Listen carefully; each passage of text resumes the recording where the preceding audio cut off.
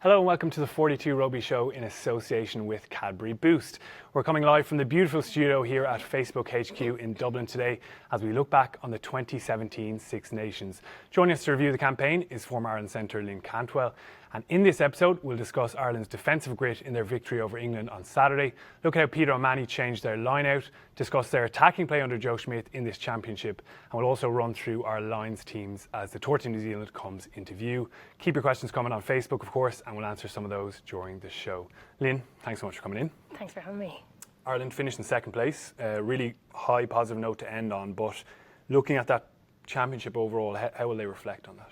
Yeah, I think they definitely would have set out to win it, and they'll be disappointed that they didn't win it. I think ultimately they'll probably gain more from coming second and the difficult battles that they've had to do, lose two games and then try and come back and beat some serious outfits. So I think in the long term they'll probably get more from it. Like, do you think November was such a high, incredible, like it even seems so recent and fresh. Has there been progress, or are we judging a different kind of thing? Because Joe Schmidt often references, it's tough for young guys playing in Six Nations as opposed to November. Do you think they've progressed, or are we judging something very different? Yeah, I think we have progressed. I think I read this morning that Joe has blooded 20 new players since 2015. We're seeing those come through now. It was 10, 15 minutes on that pitch where there was 2 or 3 new caps. So that's just phenomenal to still be able to beat England. So I think we have seen more. I think we've been able to keep the stability and what we produced against New Zealand, but just added more, and seen that second tier of players coming through. Yeah, a lot of new caps. Andrew Conway came on again, another new cap. Dan Levy even at the end was some important actions. Kieran Marmion stepping up. Luke McGrath, Luke McGrath, actually that kick in the end, really mature. Yeah. Joe was loving that kick. He mentioned it a few times afterwards. It was amazing. But I mean, in terms of building towards that 2019 World Cup, I guess a guy like Joe Schmidt always has to consider that strategy longer term as well as those short-term goals. It must be a difficult job. Oh, it certainly is, and I think it would be irresponsible not to, but I think you can understand in most coaches' era in their campaign, you can understand why they want to just do the best out of the time that they are there. But in order for Ireland to continue to compete at a world stage, which is our ultimate goal, we need to see these other players coming through, and that's what he's starting to do now. But what's most impressive is that these guys are coming on and it's flawless. It's not impacting on the game plan at all. They know exactly where they should be. Going back to Luke McGrath, I don't know whether that was part of a game plan or not, but myself and Fiona Cochran were watching the game. We both looked at each other going, oh my God, it's 3 minutes to go. I can't believe this happened. But that's just a sign of amazing confidence and hopefully more things to come. Yeah, like there are frustrations in this campaign. I don't think we can kind of gloss over everything. Like that first 30 minutes in Murrayfield was pretty disastrous. They put themselves in a horrible position. I know Joe was livid about that bus, and maybe that'll go down in the history as infamous, but there was frustrations there in Wales as well. That Maul penalty was close, but Ireland probably didn't use their possession as well as they could have. I mean, there are areas they let themselves down in. Do you think they were that close, as Joe Schmidt insists, or were there maybe issues to look at? No, I think in the past things probably were closer. I think clearly there were more problems, not problems that can't be solved in this campaign, but there were a lot of, in the Wales game, there was a lot of handling errors, a lot of mistakes, things like that are easier to change, but definitely need to be changed. You can't win the Six Nations on those kind of things. So I think in general, it's a truer reflection of the campaign and where Ireland did finish. Yeah, a lot of kind of gnashing of the teeth over the defence at times in this championship, giving up quite a few tries in certain games. Andy Farrell came in for some criticism. Did you think that was back at a peak maybe against England on Saturday in that 13-9 win? Yeah, certainly. As in, do I think that they've corrected it, they've solidified what their defensive system should be? Yeah, absolutely. Like when you speak to the players, and when you speak to the players, they don't seem fazed at all by their defensive system. They don't seem worried about the fact that they're conceding space out wide. Yes, it does definitely to me sometimes, but they seem to have it under control, and they certainly did when they went wide against England. Yeah, like to keep them troyless was really good achievement, especially considering what we'd seen from the English attack. I think they took out certain aspects of that English game plan and made them kind of try things that they didn't want to do at times. We're going to look at an example of the Irish defence, just to kind of sum up that attitude they brought, that line speed they brought, and how they shut down England and shoved that pressure back onto them. In this example, we see in the top left corner here, it's Jonathan Joseph's that first receiver. He's clearly signifying that he wants the ball. And Gary Ringrose picks it out. He's given a cue with his hand up in the air, but Gary Ringrose still makes a pretty ballsy decision, especially that close into ruck. He's going to rush up on his own. I'm just going to go and I'm going to smash this guy and try and shut down the play. And we move over to image 2 on the top right, and we can see that Joseph still gets the ball away, but the ball's going to go to ground and put Itoje here in a difficult position, kind of going back on the ball. But what happens is Peter O'Mahony and Ian Henderson here, they kind of follow that leadership from Ringrose and they keep that line speed going up. Even with numbers out here for England, a good pass off the deck and you could potentially be in trouble. But Ireland are just kind of savage in that intensity. And Henderson drives into Itoje, shoves him into the ground in the way that Itoje has done to so many others. I mean, is that the kind of blueprint for Ireland now defensively? Certainly, what I really enjoyed about those passages of play and many other passages of play, and Ringrose spearheading it was just sensational for such a young man, is to have your defensive structure, but when you see an opportunity to be able to individually pump out of the line because you see an opportunity and taking it, that is fabulous to be able to see that, but also the players around you to be able to react to say, okay, I see that you've done that, our defensive system has changed now and I'm going to back the decision that you've made and make the best of it, and they certainly did. Yeah, there's kind of like a contradiction almost in that though, because we always hear coaches going, he didn't stick to the system, and yet we want to see a guy go and make the decision and actually shoot up at times. How's that decision making process come about, or where do you actually go, this is my opportunity? Yeah, as a former 13. Yeah, it's difficult, and I know it's I suppose my take on it is, it's only a mistake if you let it be a mistake. So if Ringrose has blitzed out of the line, which he did, I think it was a really good read for him. He thought that he could get it. He had confidence to get it.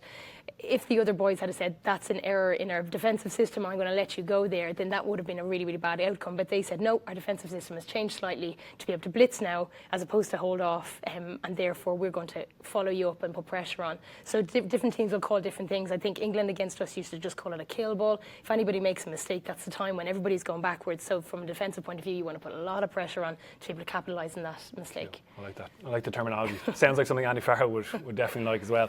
One of the other aspects of that defence from Ireland that really stood out was the choke tackle. Two big choke tackles. It wasn't like they were doing 10 or 20 choke tackles, but two really important ones just coming up to half time, which we're going to have a look at here. The second one was actually after about 54 minutes when England had gained momentum into the game and Ireland needed a big play, and Johnny Sexton actually came up with it. A very similar example to this actually. We see here in the top left corner of our screen here, Sexton goes in, a high tackle. He's always got that high tackle focus on Owen Farrell off a scrum. Really good job from the Irish forwards to shove England back, so put them under pressure. So high tackle initiated by Sexton, and then Henshaw just here. Really important, he wraps the kind of upper body. He doesn't focus on the ball at all. He said, I'm just going to wrap his upper body so he can't drop to the ground. You can see just here that Farrell's already kind of fighting. And he gets the ball free here, and there's maybe a little window for an opportunity. But Sean O'Brien here has come in. He's almost doing Sexton's initial job, and that allows Sexton to kind of re-engage on the ball there and just hold Farrell off the ground. I mean, technically, are we seeing little things like that from Ireland get back to where they need to be? Yeah, certainly. I think you see Sexton tries to do this quite a lot, but I think his ability to make a decision on whether to follow through with it or whether to pull out of it is where he makes most gains from. I think if he chooses to go high in his tackle, and if he realises that he hasn't got the choke on, he'll just pull out straight away and then just rejoin the line, which is completely fine. Whereas in this instance, I think he's really highly aware that that's Farrell. He says, I've got your number, I've got a good latch on here, and then before you know it, equally the two boys around him just say, okay, I see this opportunity again, and they make the most of that opportunity. That's fab. Yeah, because the other guy was Haskell, who's you would imagine has very good upper body strength. Is that maybe Sexton going, I know this guy kind of runs a bit upright, tapping Henshaw and go, let's go? Is that how it works on the pitch? Yeah, I can imagine it is, but I suppose it does depend, I think, because Ringrose made a sensational tackle on Haskell at one stage as well, so maybe it's just a reflection of the attitude of those boys. I don't think Sexton is ever underconfident going into anything on a rugby pitch at the moment, so I think regardless if it was Haskell or if it was, Webb, is small and big, then I don't think he was going to back the other team. Yeah, we'll come back to Johnny in relation to Ireland's attack. I think we're going to take a question from our live audience just to get us rolling, and the line out, I guess, is a big issue. I think our question's relating to that. Nigel O'Neill has been in touch. He says, do you agree that now, surely after Saturday, it confirms that Peter O'Mahony must start? Name on everyone's lips, Peter O'Mahony. He loves playing against England, I think. But has he now proven the point that, Peter O'Mahony has to start in Ireland's back row? Yeah, I think Peter O'Mahony had an amazing game and he was well deserved of man of the match. I think it's more, this weekend was more reflection on him as a person and a player, as the ability to stand up and do the best job possible for the team. I think the reality is that Peter has been coming back from injury. You know, we know that he's a sensational line-out operator in Munster and has shown that again and again, but he is coming back. So I think his exclusion from the team is not necessarily something that it was in his control to a certain degree. I think other players were playing well and he was coming back, and when he got his time to shine, he most certainly did. Yeah, but I mean, let's say Ireland are playing again this coming weekend. How do you pick that back row? Does it depend, as you mentioned, the line-out, does it depend on the opposition line-out, or is a guy like Sean O'Brien now under pressure? He probably hasn't been at his peak. I know he takes longer than some guys to get back to his full fitness, but a lot of handling errors again at the weekend. It looks like he's trying almost too hard, and you know, he gets the ball, he goes, I'm going to run over someone here, forgets to catch the ball.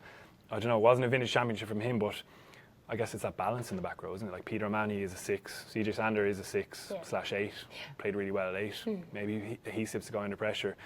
Do you think Schmidt will treat it on that basis?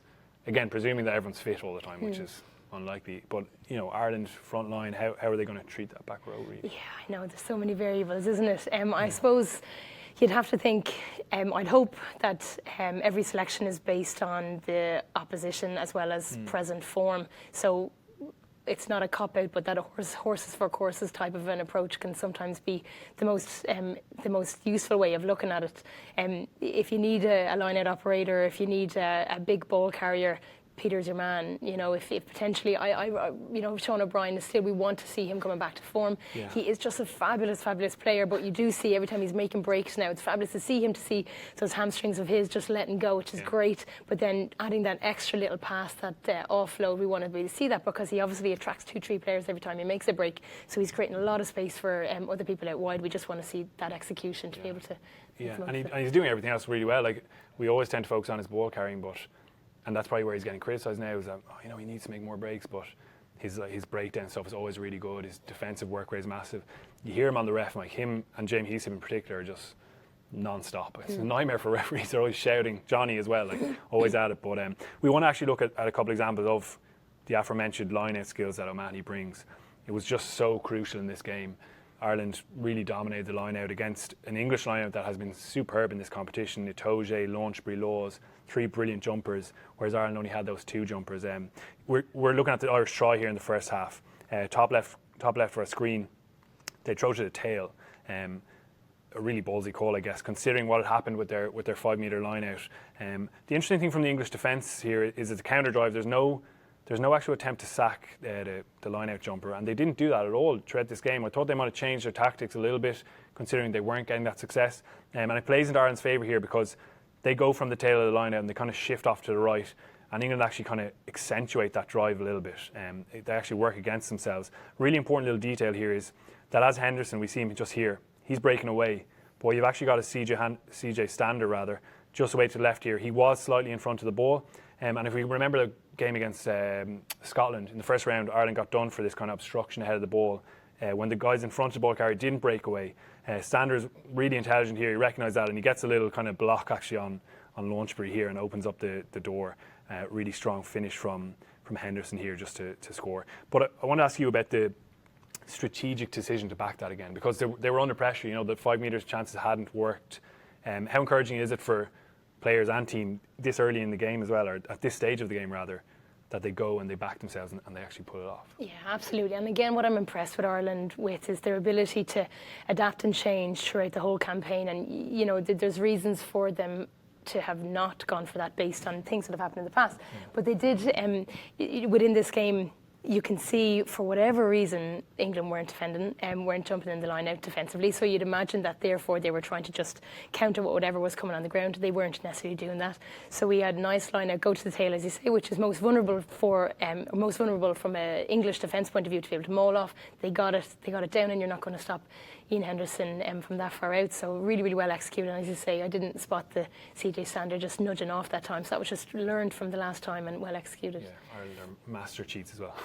We know that. Joe won't like that comment, but that's the way it is. You mentioned England's line attacks there, but like overall their game plan, just before we touch on another line example, what did we see from them? Are we surprised at what they brought in this game?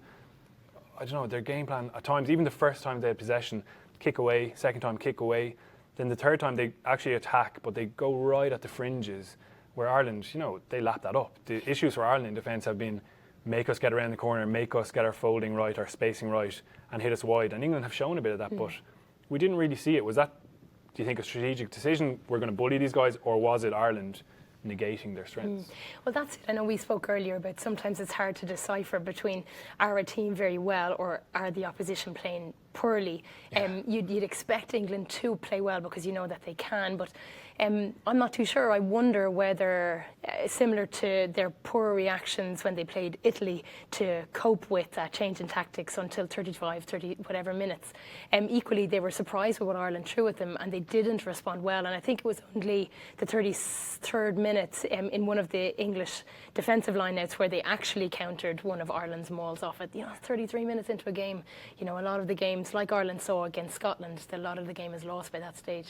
So, like England, I know we're focusing on Ireland here, but amazing streak. Have done so well under Eddie Jones, and he's already talked after the match. He goes, "That was like a World Cup final out there. I want my players to learn from that for November the 2nd at 8 p.m." Like he had the date and time of the World Cup final in his mind. I actually love the way he goes and says, "This is what we're going to go and do." Maybe a little bit of pressure in 2019, but they seem to have a little bit of way to go on their journey. Do you think? I think so, and I think. Although these are all professional players, I think we still have to be realistic and look at the age profile. I like the fact that the age profile of Ireland, as we said before, is mid-20s, and that's a little bit different to what it was before. That's great. That shows lots of potential for change. But equally, the English age profile is quite young, and maybe this is just a little bit of greenness that we saw right there in a couple of the campaigns. Yeah. I'm just going to continue the Peter O'Mahony loving just for one more example. A big moment. We talk about big players making big plays. It's such a cliche, but this is 74th minute. England get a penalty after Henshaw kind of struggles to get out of a ruck. They kick down the line. This is the moment that they're going to kind of go and seize the game in their heads. We have the line out here in the top left. England run a 6-man line out. Tom Wood's on the pitch at this stage, and he kind of shifts to the back of the line out with Itoje coming forward. Ireland's reads all day were really good. Eddie Jones mentioned afterwards that Itoje was under a little bit of pressure calling for the first time in a game of this magnitude. And O'Mahony and Toner actually both, they're just here at the front of the line, towards the front of the line. They both read it. And actually Toner even has a little plant for his own jump. He thinks he's going up. But Peter O'Mahony has a very different idea. His vertical leap is just incredible. Watching it live again, like it's amazing on TV, but the way he gets off the ground, it's incredible. It reminds you of, if you see behind the scenes in a film where they're getting someone to fly, he's got a cord coming out his back and he just soars up. It's quite incredible. Just like that. It's an incredible athletic ability, but gets in front of Itoje, probably could actually win a penalty here, but it's a brilliant steal. Luke McGrath box kicks away, Anthony Watson knocks on the ball, essentially game over. But for teammates, that's just, I guess, a massive play when you get something like that. Certainly, I think was there two steals and definitely one near steal for Peter O'Mahony. Fabulous, really well. Again, just so attitude. Again, just that reacting to the play and to be able to capitalise on what England were doing. And maybe, you mentioned earlier, I think it was Itoje was calling the lineouts for England, but that was a first for him. So maybe just a few mistakes by him that Ireland capitalised on. Yeah, absolutely. Ian Henderson actually did a good job for Ireland. He shared the calling with Donnacha Ryan, I think, but some really smart calls in the line. Listen, we want to talk about Ireland's attack. I think we have a shot at Johnny Sexton, the man for Ireland. Everything runs through him. Did you see that again in this game, that he was the only playmaker there, or are there signs maybe that they're kind of shifting on from that a little bit? Yeah, I think we spoke earlier about hoping to always have 2 or 3 playmakers in the back line because it's just been harder to defend. I think we saw Payne definitely being that and stepping up to that role.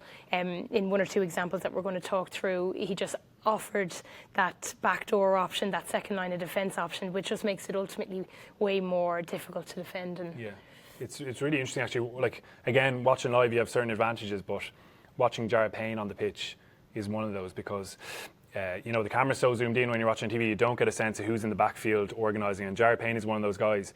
He's not shouting at everyone. He gets across. He'll have a quick word in Johnny Sexton's ear, like, this is what we're going to run.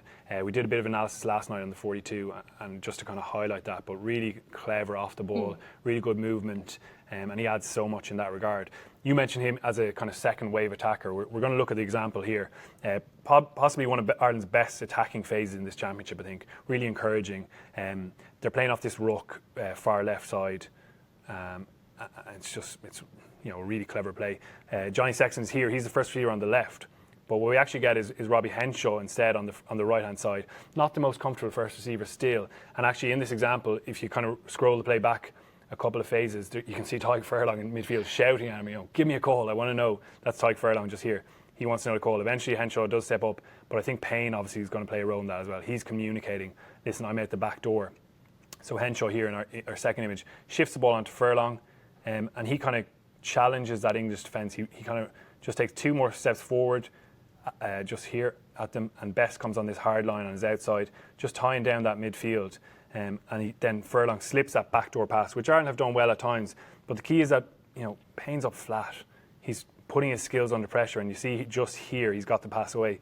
He's drawn forward up out of that line, putting himself under pressure. He hits ring-rows and really good skills. He attacks that inside shoulder. Elliot Daly has to bite in. And probably Ireland centres haven't quite done that in the Championship. They haven't really sat down their man much. We've got that scenario set up here on our beautiful Speedo table. Just talk us through those principles and what it's doing to the English defence and I guess the thinking behind the Irish play. Well, I suppose if you're an English defensive line, if you're looking at 2 lines of defence, automatically what you're trying to decipher between yourselves is, well, what is our line speed going to be like? If it's going to go backdoor, then our line speed needs not be fast, because obviously we need to back off to be able to allow the Irish team to go backdoor, pass it out, and then shift across to be able to push into touch as such. If it's not going to be, then we can just initiate good, quick flying speed and just kind of snuffle you out at the 13 channel. So those kind of dynamics are, and those that communication is going on amongst the defensive line. So and decisions have to be made within there. And whilst that chat is going on, errors can be made. So it's just opportunities made. Sorry, you had mentioned even the actual configuration or who was in the English defence was important in this example. Yeah, definitely. And I'm not too sure whether it was identified or not, or whether this was a power play, but 2 or 3 phases before this had come from a scrum. And then I think Payne takes it into contact here where that ruck formation was in your original video. But what we have out in the back line is you've got literally 1, 2, 3. So the whole front row are there. But with Elliot Daly outside. And this is against a full back line. So, the backdoor option is brilliant. I'm not too sure whether Payne deliberately sets up inside Henshaw. Him being inside Henshaw obviously just engages, as you mentioned, Farrell, but he'll naturally be faster to be able to get on the outside. So it was a Henshaw obviously past to Furlong, and then just within the space of 2-3 seconds, obviously it allows Payne just time to get around the outside and then just unleash Ringrose, who does really well with his feet. All he has to do is a drawn pass to Earlsey in the corner to make probably 15 yards. And getting the kind of ball he probably didn't get at all really in this championship. I would say really enjoyed that. They did cough up the ball though on the very next phase. They get down to the far left corner. I think Marmion tries to slip a pass and it goes forward, but they get into this zone again. There was another example where Payne busts through on kick return in the second half. Really encouraging to see, although really poor English defence.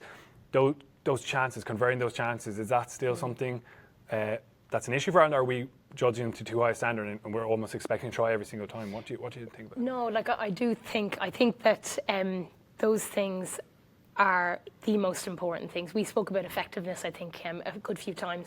Realistically, how you win games is you score points. In order to score points, you have to realistically be in your 22 to score a try or to get a penalty. So if you get into your 22 and you don't come away with points, that's a bad notch against your name. So I think at one stage, Keith Earls made that break, and then Marmion small little knock on. I think earlier on in the day, Keith Earls did actually make a break. He knocked it on. We got a penalty from that. But a couple of times, and then I think when Payne made his break, and I don't think we capitalised from that as well. If you do so well to make those breaks and make that yardage, you really need to be coming away with something. Yeah, we should mention Rory Best's reverse pass in that Earls example. Yeah. He got pulled off for HIA afterwards because I think they were so surprised he threw the pass.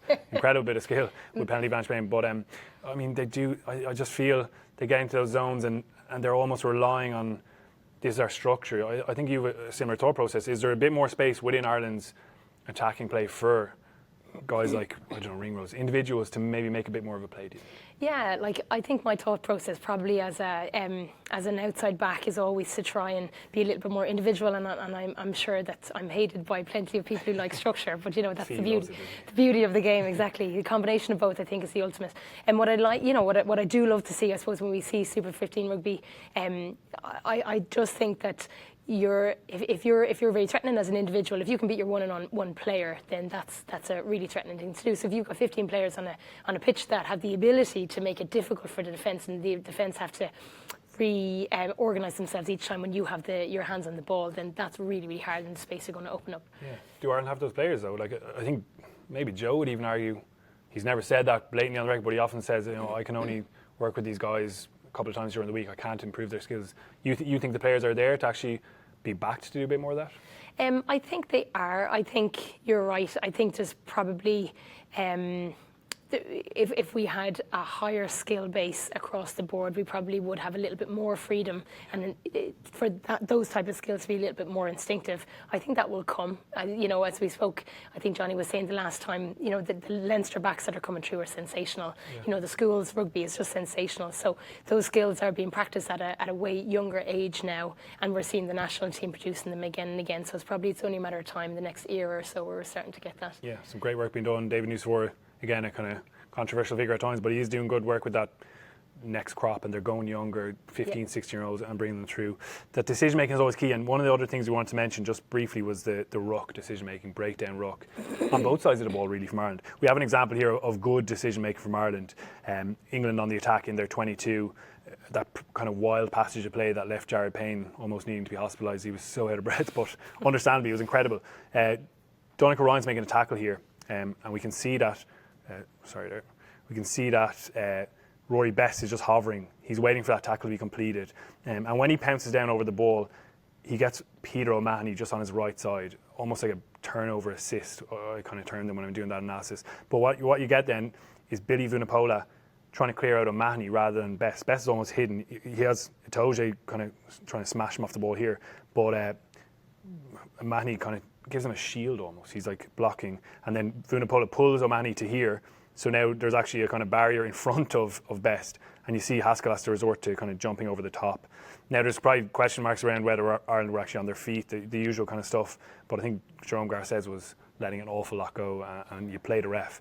In terms of that decision making, we didn't really see a whole lot of this from Ireland in the championship. They did compete, there weren't too many successful steals, but do you feel there's a bit of a way to go in that decision-making process on both sides of the ball? Yeah, I think something that Scotland did very well against Ireland in the first game is I think that they chose to commit numbers to the ruck when they needed to, and when to try and go for the steal or the jackal when they needed to, only when it was very, very specifically on, and if it wasn't, they would just fan out, which made it really hard for Ireland, because I don't know if we identified that quick enough, So obviously, if you haven't got defensive players committing to the ruck, then the space is behind the ruck. Whereas if you have got players committing to the ruck, then the space is going to be elsewhere. Whereas I think we're not necessarily reading well what Scotland were doing and playing where there was more players than where there was less players, which is something what you're looking at. So I think something like that, if we can flick that onto Ireland, I think sometimes we make some really good decisions like Rory did there, to rob when needed, and obviously in our red zone, and when you're defending your own line. But equally, I think sometimes we probably go for balls that are not on, or don't go for balls that are on. So just need to tidy up. It's a tricky one, because you're trying to fill the defensive line. Like, what's your experience? Is that improved by analysing the game, or is that improved on the training pitch? How do you?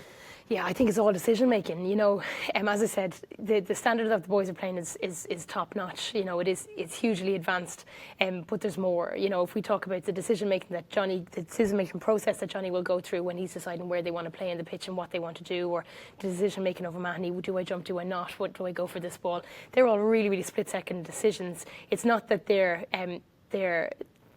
kind of higher level decisions. It's not as if they have not been through those processes before, but they've been through those processes. I've done this before, I've seen this on video, I've practiced this in training again and again and again, and then they just become way, way more advanced. So that's the process. Okay, really interesting stuff. It's going to be exciting to see Ireland.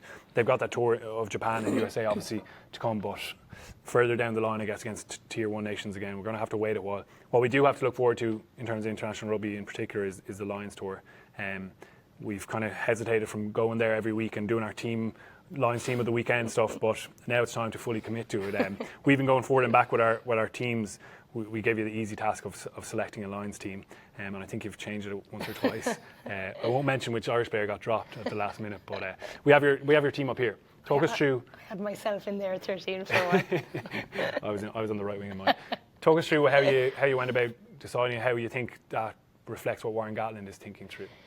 Yeah, similar to you, I was interested when you actually get down to put a pen to paper. I realised how much incredible brawn we have to select from. And then when I reflected and I looked back on, or not looked back, and I cross-transferred to the ABs and see what players they have to select from, I just thought that we have a serious amount of brawn in our pack particularly, and I was trying to change it around to try and get a little bit more of a dynamic back row. Okay. And that's where I tweaked a few things. So I think that often people go to play New Zealand and try and play like them, and I don't think there's any team that can play like them in how dynamic they do play. So I think Ireland are probably right to go for brawn, and I think that that's what Gatland likes as well, and that's why we've just got some serious ball carriers, and I tried to just put in a good few good options for line-outs there. But I would personally like to see a little bit more of a dynamic just ball carrier in the back row. But as I said, I think that's playing to our strengths. Yeah, Alan Wynne-Jones gets an nod as captain. We're going to bring up my team in a second as well. I actually went for that, but talk us through why you think that's a good decision to have him as captain. I think the Lions Tour, similar to a World Cup, the dynamics change quite a lot in that because it's a Lions Tour and you've got four teams that are coming to play together. I think the dynamics of the team and pulling them all together is going to be really, really key. So I think you need a captain that has the ability to recognise that's not going to kind of roil people up the wrong way, that's going to really appreciate everybody's differences and try and collectively bring together to buy into the Lions culture. And I think that he most certainly is a likeable fella as well as a damn hard worker. So I think he'll set the tone. Yeah, absolutely. I think we're going to bring up my team as well. And I went for Alan Wynne-Jones as captain as well. I think, as you mentioned, he's a likeable guy, good bloke, has kind of amateur values almost. And I don't know, Dylan Hartley, does he really bring a group together? He's a bit of a divisive character. Rory Best, I don't know. I wonder about the English guys coming in and going, I don't really know Rory Best. But Alan Wynne-Jones makes sense. I think he's pretty much odds-on favourite now, and Gatland really likes him. There's my team. Same pack, same back row again. Slight concerns over the line-out maybe, but Sam Warburton can be your third jumper, and CJ can do a bit of a job as well. The backs, we have a different back three, or we've same full back, but I've gone for Tommy Seymour on the right wing. I just think he's so solid as well as bringing that game-breaking ability. Really determined guy, really good in the air, defensively sound. And Liam Williams, I think, has been in exceptional form for Wales. I guess your back three selection is different. You have North and Elliot Daly. Why did you end up going for them? Yeah, why did I go with them? I think similarly. I think the New Zealand backs are going to be quite like a force to contend with. I think North is really, really difficult to defend. I think he's a guy that 2 or 3 players are going to have to commit to be able to take him down, which is going to create space elsewhere. Daly's just solid as a house. He has that kicking option as well. So I suppose that's probably picking a defensive backline as opposed to more of a tackle. I'd probably see Joe Joseph, my main threat, and Hogg, my main kind of creative threat, which I like in there. And obviously, like we spoke earlier, having Sexton and Farrell, one on each side of the ruck, I think that's going to be just really hard to defend. Yeah, it makes a difference. I went for Henshaw at 13, even though he's been playing 12. He's got experience there with Connacht and Leinster, I think. And I do think Gatland will go for a bit more directness at 13. Farrell can kind of create and play off Johnny, as you mentioned. I just think Henshaw, he's such a good athlete, such a good competitor that he's so difficult to leave out. He always gives you those big moments of contact, of carry, of tackle. It's a shame he hasn't developed a different way with Ireland maybe. Brilliant at what he does, unbelievable carrier, but the other side of his game maybe hasn't been as polished, maybe the distribution, the playmaking. Probably won't see that if he is at 13 for the Lions, but yeah, I like him there, a real physical guy. We're going to take a couple of questions from our audience. Brian Duffy has been on. How do you expect Joe to treat the summer tour? Given we will have some of our bigger players on Lions duty, who should we expect to take advantage of this? Yeah, I think he'll continue similar to what he's done before. I think it was it was Marmion, I think, wasn't it, who got his first start in South Africa. Down in Argentina, was he? No, he wasn't there. Yeah, but it's usually an example to a chance to use those guys and use those guys and just put a few players. So I think he'll use it definitely as that, because obviously we've got 2 years away before 2019. There's no doubt about this. It's going to be a huge distraction looking at the Lions tour, but in a way that's an opportunity for Ireland to be able to really just get lots and lots of game time under new guys coming through. Yeah, who are the guys? I guess Rory Scannell's a guy who's been really going well with Munster. He'll probably look at having a chance there. Andrew Conway will want to add to cap number 1. He didn't get too much chance to attack onto the ball. Are the other guys maybe up front, back row, Dan Levy? Like, they're actually guys who have 1 or 2 caps who maybe need that experience. So Joe has already given 20 new caps since the World Cup, but we may not see too many over in Japan. I'm not sure. Yeah. It's hard to know what his master plan is, isn't it? I do see a lot of new players getting game time, because I think it's a fairly unique opportunity 2 years out to be able to get that. Interestingly, James Ryan, the Ireland under-20 captain from last year, was spotted in the Viva after the stadium down on pitch side, so maybe one to watch out for. He's been injured, bad hamstring injury, so this tour is probably too early for him. But thanks to Brian for that question. We've got another one from a reader called Blue Pool Road. Interesting name. How did Joe Schmidt perform over the Six Nations? That's an interesting question. Put you on the spot. The ultimate professional, I think, as always, ever complimentary and ever complimentary of other teams, and then equally humble in when they did so well, and so delighted for the players to have done so well. I think he sees maximum potential in all of the players. He just wants them to actually show it and bring it to the fore, and I think that's echoed across all of the team. I think we saw more creativity, we saw more flex around game plan, we saw more flex around individual players, which I think is something that is really, really promising. So good performance by Joe. Yeah, it was variety, certainly in the way we attacked, and he made sure he insistently said, we've been playing wide, go have a look at the games. He did come up under a little bit more criticism than general. I certainly felt from fans. He has been the kind of St. Joe figure, but I don't know, when Ireland lose, people get so upset. There was a bit more criticism of his coaching style. A couple of the English journals had a go, actually, in the Telegraph. I read one piece about his management of the players off the pitch and how, I suppose, disciplined he is, how intense he is. I guess that's just his style. Like, these Irish players are used to it. I don't think any of them would say, get rid of Joe. He's their guy, really, until 2019. Certainly, I think it showed time and time again it's what Ireland needed. I think Ireland have emotion in abundance. I think there's not an Irish person on this in this country that hasn't got plenty of patriotism and ability and to give everything that we've got for our country.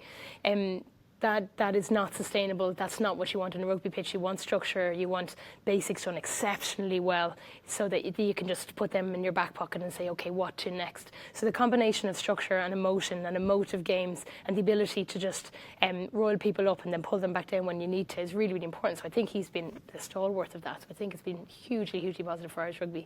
Good job, Joe. Unfortunately, that's all we have time for today. Lynn, thanks so much for coming in. Pleasure. And thanks to Facebook for having us into their beautiful studio again today. Also, thanks to everyone who tuned in over the course of the Six Nations. It's been great fun. We'll catch you again soon. Cheers.